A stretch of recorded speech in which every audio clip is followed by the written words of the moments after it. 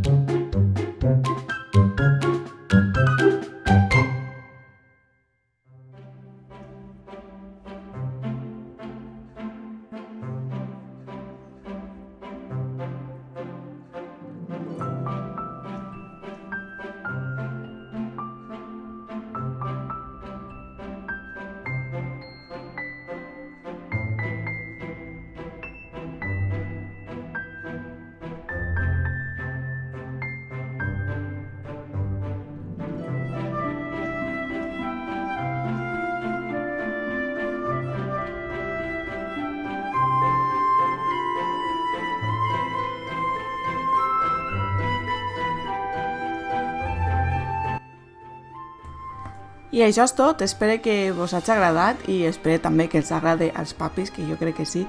I si s'heu fixat, tot i ser Núria, no he utilitzat uns colors estipulats per a xiqueta, jo crec que hem deixat també d'aixòs estereotips.